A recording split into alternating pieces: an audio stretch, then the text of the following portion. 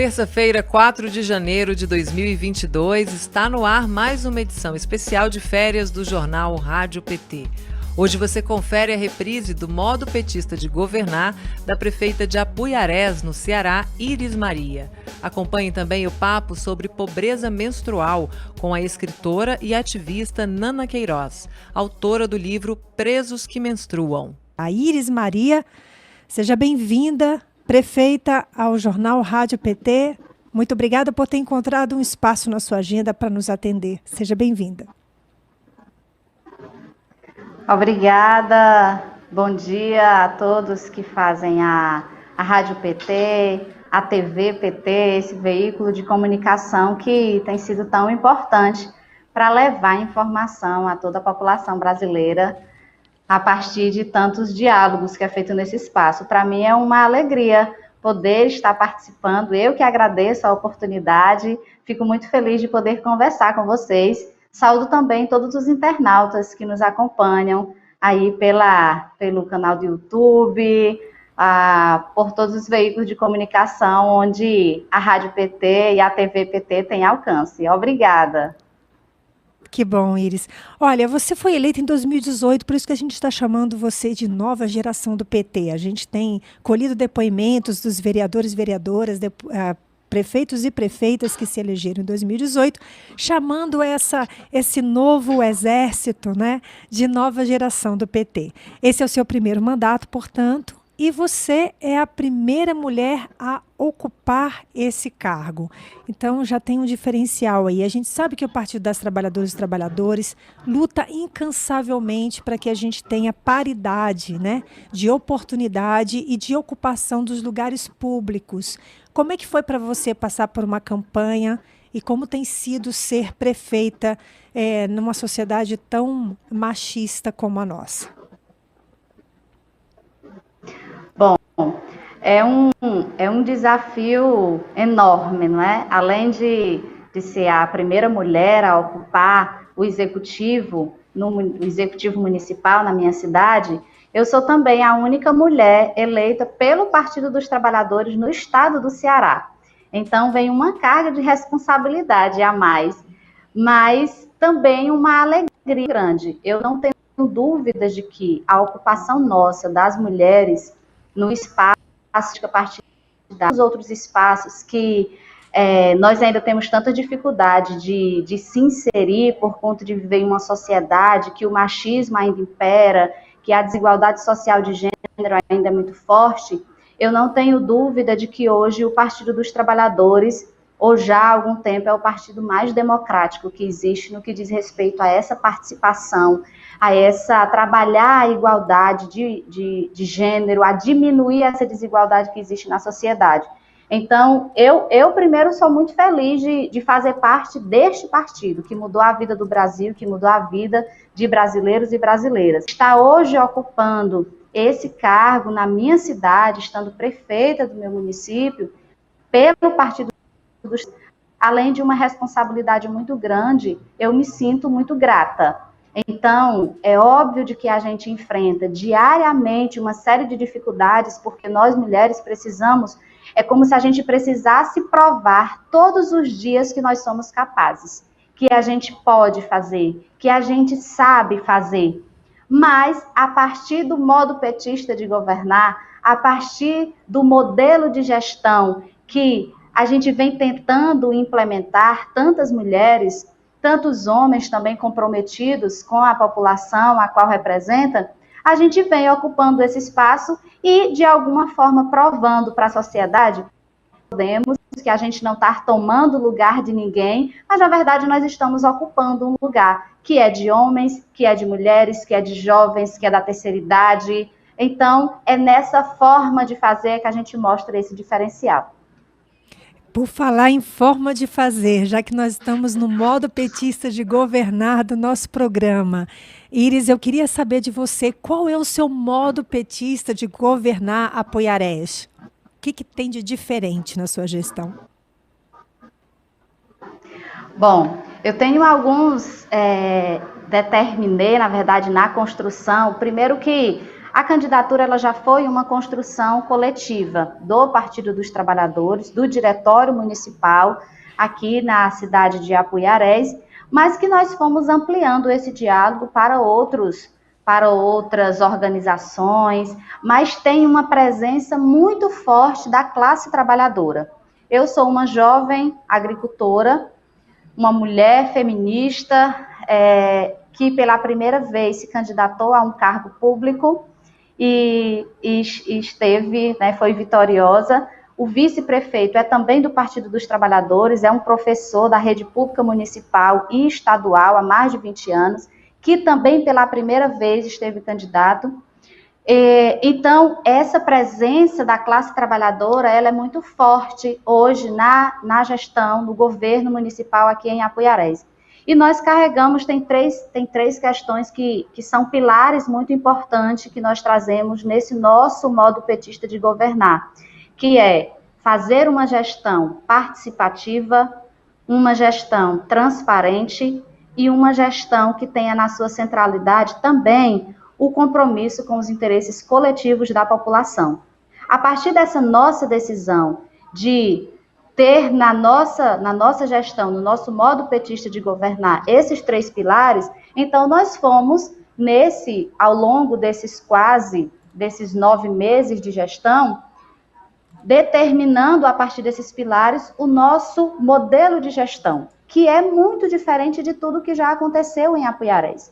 Apuiarés é uma cidade pequena, de aproximadamente 15 mil habitantes, ainda não chegamos a esse total, estamos em torno de 14.600 habitantes, uma cidade pequena do interior do estado do Ceará, mas que tem um histórico político que há 28 anos o executivo municipal era reversado entre duas famílias, entre duas figuras masculinas, inclusive.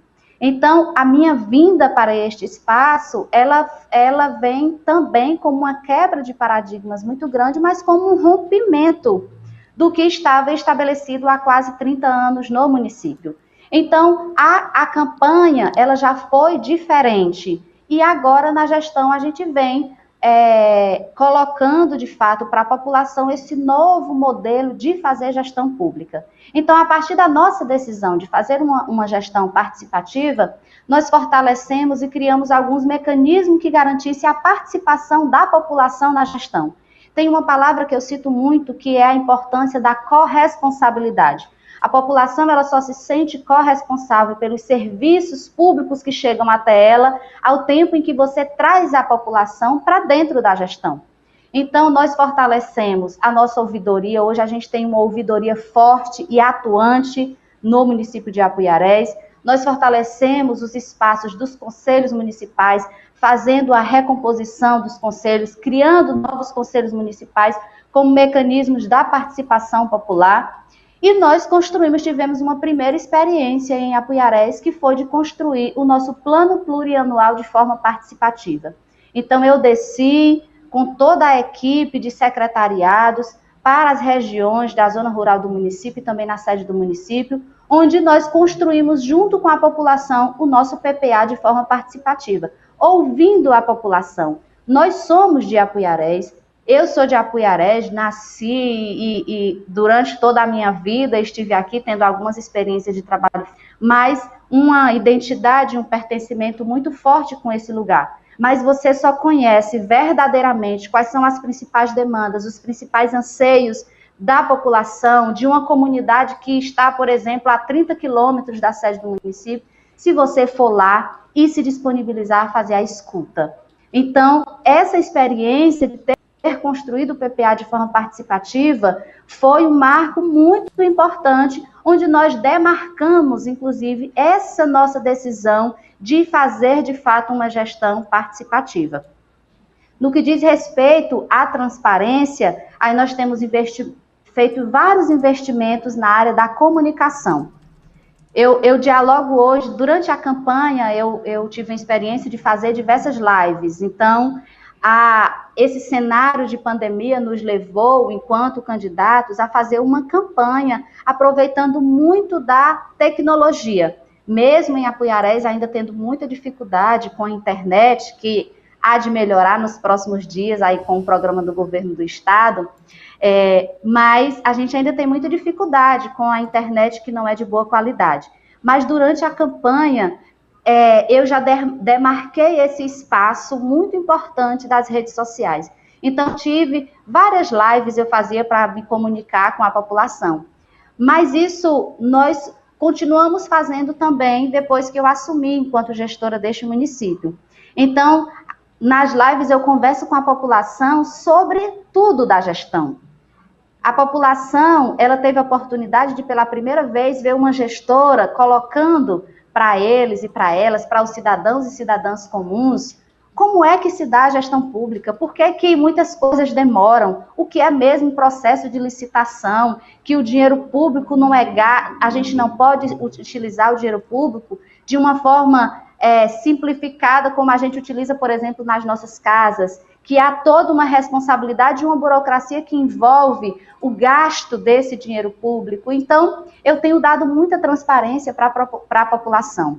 Eu tenho um programa semanal que faz parte dessa estratégia de transparência e de comunicação.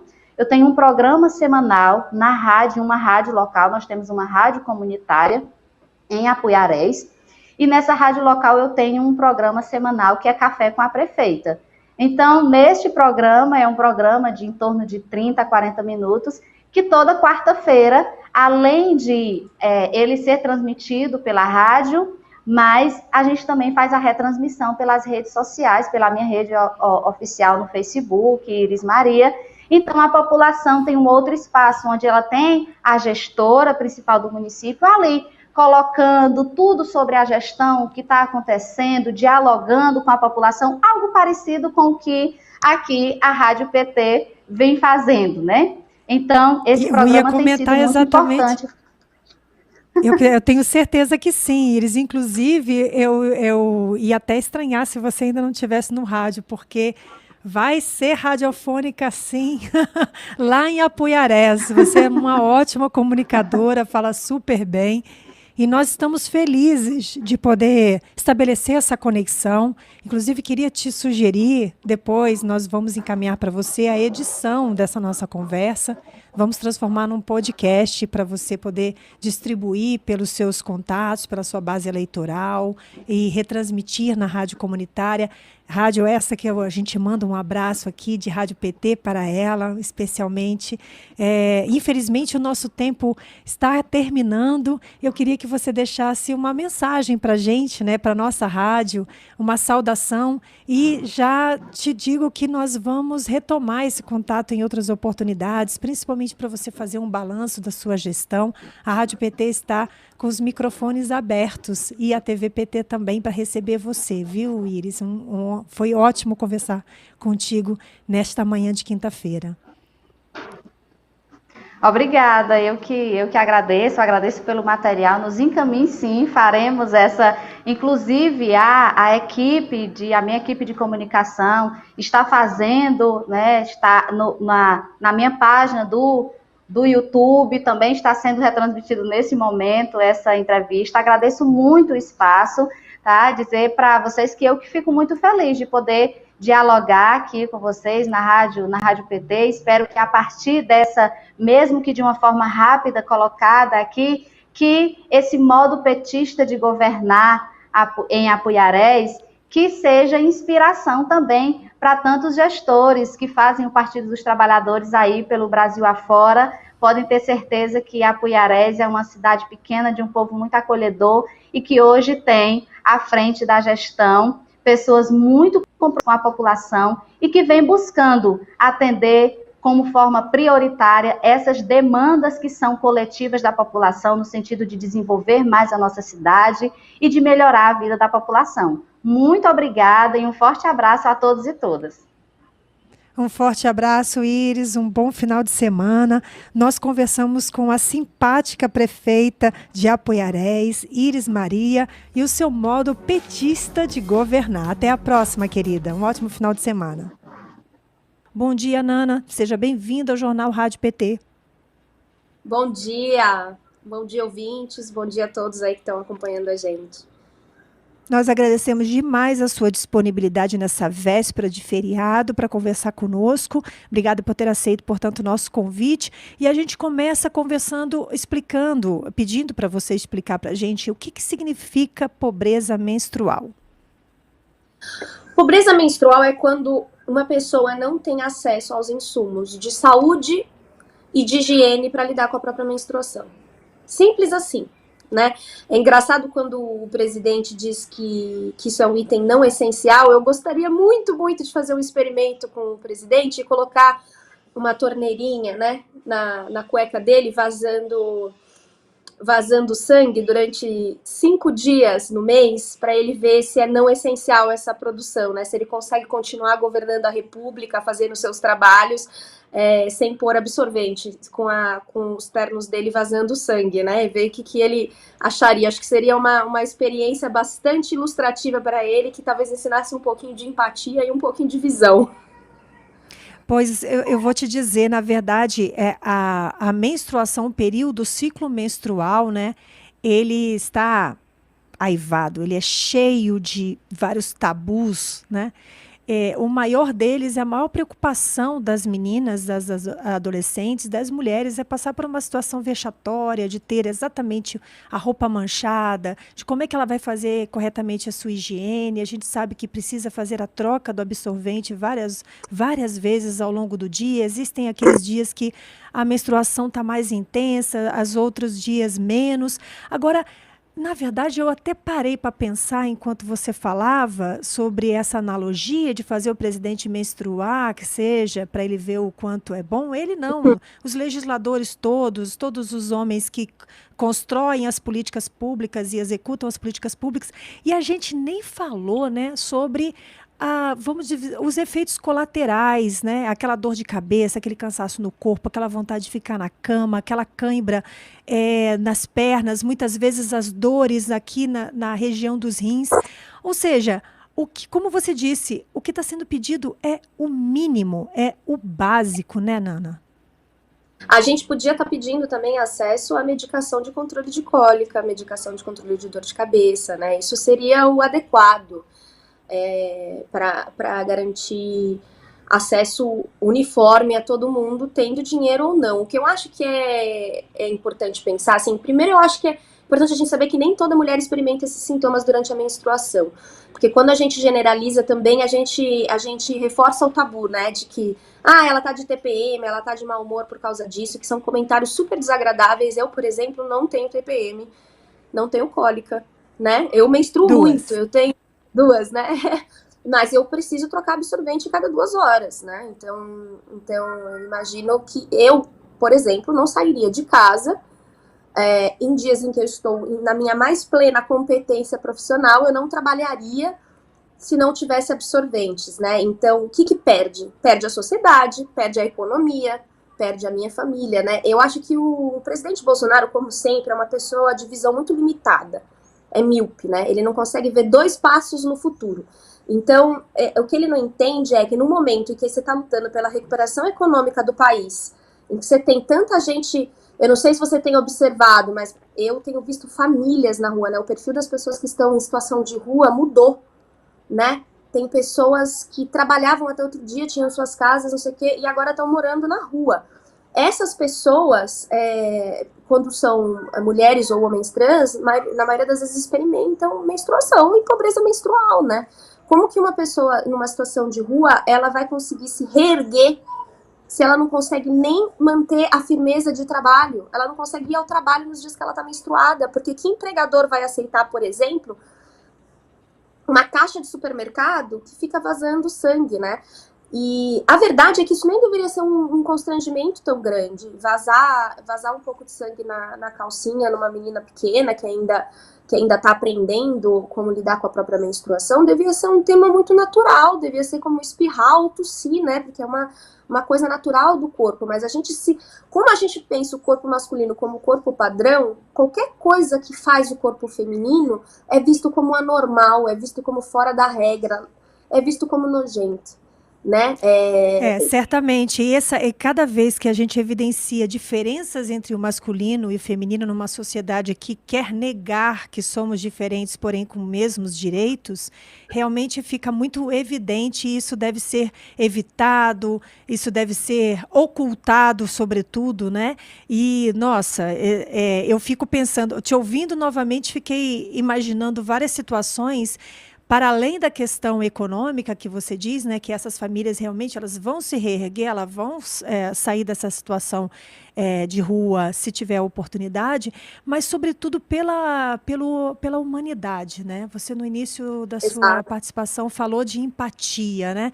Essa é uma marca desse governo, né? Nós estamos aí às vésperas de um dia considerado santo, sagrado para o Brasil, feriado nacional, inclusive. Daqui a pouquinho eu converso com o Frei Davi sobre política e espiritualidade, e o que a gente percebe é que, sei lá qual religião o presidente segue, mas definitivamente não se parece em nada com o que o cristianismo, o catolicismo, enfim, apregoa, né, de você conseguir ter essa empatia com relação ao outro, sob qualquer aspecto que ele esteja vivendo. E aí eu queria falar exatamente da sua empatia, jornalista, escritora, que saiu de uma redação, de um lugar de conforto, de um lugar minimamente controlado, e foi parar dentro de um presídio para fazer uma pesquisa, escrever um livro. O título é impressionante, Presos que Menstruam. Eu precisei pesquisar na hora, me deu um bug, porque para mim é tão evidente, tão necessário, como eu trabalho com a palavra, né, dizer presas que menstruam, que aquilo me chocou num primeiro momento. E foi exatamente o que você acabou de dizer. O parâmetro é o corpo masculino, é o corpo do preso e não da presa. Como o preso não menstrua, então as presas não precisam de absorventes. Como foi essa experiência, querida? Eu visitei presídios ou presidiárias de todas as regiões do Brasil durante 4 anos, e a coisa que ficou mais latente para mim era essa, do corpo masculino ser o corpo padrão, e que isso gerava muito mais violações de direitos humanos. É engraçado, sabe, porque a gente fala do argumento econômico, porque ele parece ser o único argumento que toca o coração de determinada classe da sociedade brasileira, principalmente quando a gente está falando de presos, né? Porque as pessoas pensam que pessoas que cometeram crimes, que não tivesse cometido, tem que castigar mesmo. Então, tudo que acontece com essa pessoa deveria ser justificado, né? Mas a verdade é que não. O que eu observei quando eu frequentava esses presídios é que essas mulheres, na maioria das vezes, elas eram vítimas de uma sociedade extremamente machista e desigual. Então, por exemplo, teve um estudo numa das penitenciárias lá no Rio Grande do Sul que mostrava que mais de 50% das mulheres que estavam presas ali tinham se envolvido com o crime para poder fugir de situação de violência doméstica. Ou seja, o marido batia nela, nos filhos, ela temia pela própria vida e pela segurança das crianças e ela queria fugir de casa. Quando ela fugia de casa, a renda dela sozinha não sustentava ela e os filhos. Então, o que ela fazia? Aí vinha o traficante, oferecia para ela fazer entrega de maconha, e ela aceitava para ganhar uns trocados a mais e complementar a renda. Não eram mulheres preguiçosas, criminosas, eram mulheres desesperadas. Mulheres que procuraram empregos, mas às vezes naquela época, eu acho que o salário mínimo era R$400, algumas que eu entrevistei, né? Tinha algumas que trabalhavam 12 horas por dia como caixa de supermercado, para ganhar R$450, embalando um monte de produtos que elas nunca poderiam comer ou dar de comer para suas crianças, né? Então você pensa, essa mulher, ela chega num presídio numa situação de humilhação absoluta, ela se sente menos que um humano. Ela, em geral, é cristã, ela sabe que o que ela tá fazendo é errado e é contra a lei. Então ela tá também arrependida. Então você imagina uma pessoa numa situação em que a dignidade dela tá ferida, a culpa dela tá intensa, os filhos dela estão largados no sistema, porque o pai não quer nem saber. Nessa sociedade machista da gente, o pai é o primeiro que abandona, né? Ela quer fazer algo pelos filhos. A primeira coisa que ela precisa recuperar é a dignidade dela. Depois ela vai se reintegrar à sociedade, depois ela vai começar a estudar, depois ela vai começar a trabalhar. Aí a pobreza menstrual acaba com a primeira parte do processo, que é ela começar a se enxergar como digna. A higiene é essencial, né? A higiene junto com a alimentação é essencial para que uma pessoa se sinta digna, se sinta humana, para você devolver para a pessoa o senso humano, né? Então essas mulheres, eu ouvi relatos de mulheres que usavam miolo de pão como OB, que usavam jornal, que usavam papel higiênico, que usavam roupa velha. Então as chances de você ter uma candidíase, num caso desse tipo, ou outros tipos de doenças vaginais, é muito grande, né? Quem é mulher sabe como é frágil, né? A saúde sexual feminina, né? Então elas faltavam do trabalho. Então você pensa que cada dia trabalhado são dias de remissão na pena. Cada dinheirinho que elas ganham, elas mandam para essas crianças, que são os filhos que estão abandonados. Então, quando você não cuida da pobreza menstrual, você não está só não cuidando da reintegração dessas mulheres, você tá deixando os filhos delas na mão. É uma relação em cascata. É uma empatia que não para só nessas mulheres, para em todo o ciclo familiar delas. Com certeza, é um ciclo, né? Um ciclo de empobrecimento que a gente não consegue nem visualizar qual vai ser o ponto de retorno, né? E é interessante, Nana, que as igrejas ou grupos ou associações que ajudam penitenciários, presidiários, enfim, ou então população em situação de rua, às vezes você vê lá, vamos ajudar, vamos fazer um kit básico, não sei o quê, aí você vê lá sabonete e absorvente e diz, sabonete e absorvente não se come, não é verdade? Eu tenho que dar arroz, tem que dar óleo, tem que dar batata. Não, meu amigo, na verdade, o ser humano é extremamente complexo e necessita, sim, desse momento de higiene, de autocuidado, exatamente como você disse, né? Ela ali se sentia o quê? Menos do que um ser humano. Muitas, inclusive, há pesquisas sobre isso das mulheres presas, elas são presas por tráfico de drogas, pequenas, digamos, movimentação de pequenas drogas, o famoso avião, como se chama, né? E só um detalhe que eu queria, um parênteses, antes de retornar para você, que eu queria reforçar. A nossa sociedade impregna a mulher com esse sentimento e responsabilidade de cuidados tão grande que é impressionante que quando um homem vai preso, a mulher o visita permanentemente, leva as crianças para vê-lo, etc, etc. A mesma coisa no hospital, né? Quando lá na década de 1980 explodiu essa questão da síndrome da AIDS, por exemplo, as mulheres eram contaminadas pelo marido e ficavam ao lado deles nos leitos hospitalares. Há pesquisas que comprovam isso. Isso não é diferente hoje em dia. E o inverso nunca é verdadeiro. Então, muitas vezes, essa mulher que foi presa por causa desse companheiro que a abandonou, enfim, ou que se envolveu também com drogas e a envolveu nas drogas, não tem nenhum tipo de companheirismo ou solidariedade por parte desse homem. Então, quando você diz que essas presas se sentem indignas, eu não duvido em absolutamente nada. E é impressionante como a gente precisa levar livros, sim, absorvente, sim, perfume, sim, sabonete, sim, lixa de unha, sim, para que essas mulheres possam retomar a sua vida de uma maneira plena, né, Nana? E é engraçado até que você falou, né? Não tem que dar absorvente, tem que dar batata, tem que dar óleo. Mas às vezes, dando absorvente, a pessoa vai atrás da própria batata e do próprio óleo. Né? É isso que falta, essa percepção, né? O que eu acho, eu gostei muito que vocês falaram sobre a espiritualidade política, né? Eu sou budista. A linha de budismo que eu sigo, é impossível que a minha espiritualidade não seja política. Porque quando toda a sociedade avança espiritualmente, eu avanço espiritualmente, né?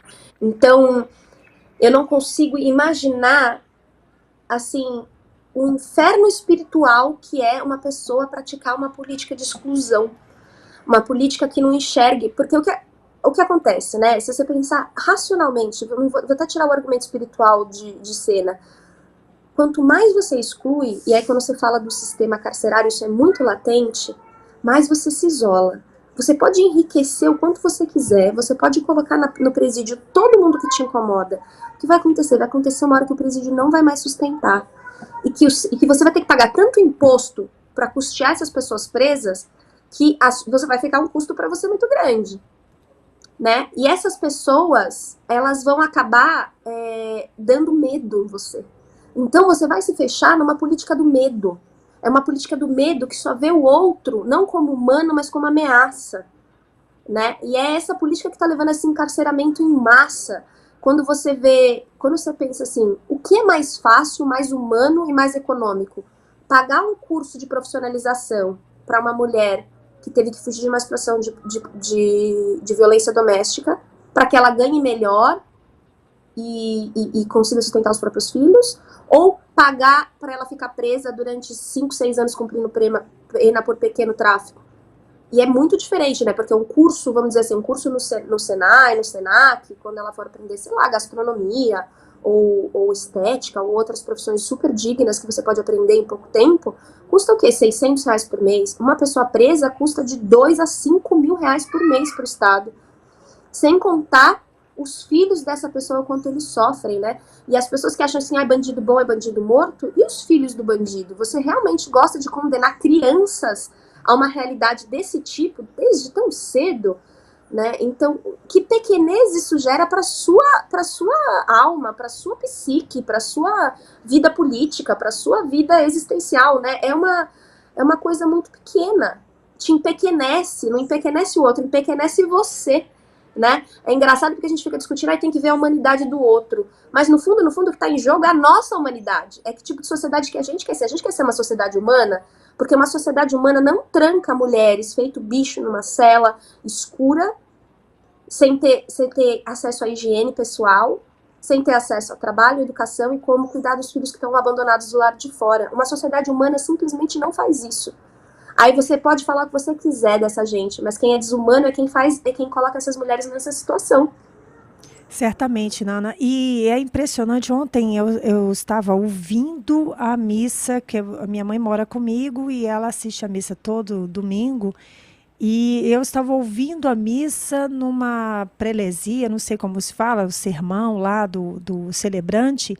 Ele estava lembrando uma passagem da Bíblia que eu não vou saber qual é, mas que é muito conhecida, que diz que uma determinada passagem, Jesus disse que é mais fácil um camelo passar por um buraco de uma agulha do que um rico chegar até o reino dos céus. E aí eu fico pensando essa dificuldade mesmo que as elites brasileiras têm de ir descendo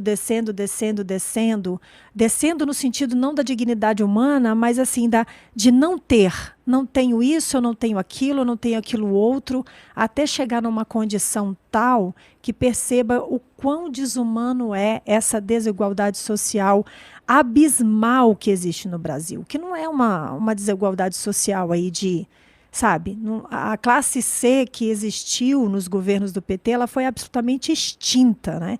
Então o fosso voltou a se abrir, né? A gente tem acompanhado a CPI da Covid, tem visto quantos planos de saúde, os fabricantes de medicamentos, etc., e os políticos estão enriqueceram, lucraram, e esse lucro da elite que não teve prejuízo algum, em plena pandemia, em plena crise econômica mundial, aumentou e jogou de novo no mapa da pobreza, nas ruas, no índice de desempregados, esse exército de brasileiros e brasileiras, né?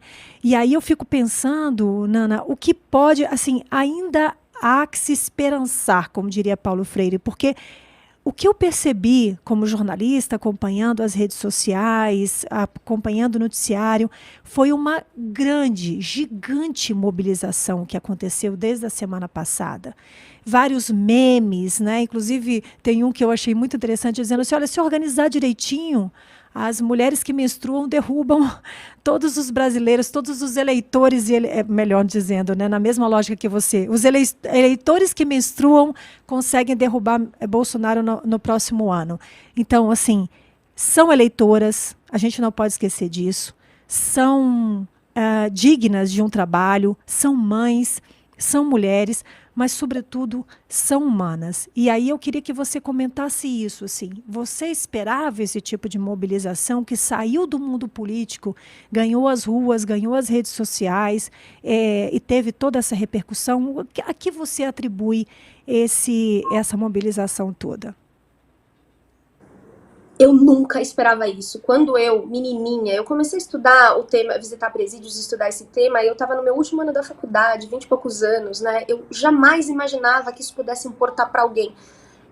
O tema pobreza menstrual simplesmente não era discutido no Brasil quando eu lancei o meu livro, que foi lá em 2015, né? Ele começou quando o livro foi lançado, que começaram a sair as primeiras reportagens, Miolo de Pão como OB, eu fiquei chocada com as reações de mulheres organizando espontaneamente. Eu não precisei provocar ninguém para fazer isso, né? Eu sou também ativista, provocação política é uma das minhas missões de trabalho, mas isso foi espontâneo. Outras mulheres se sensibilizaram muito e homens também.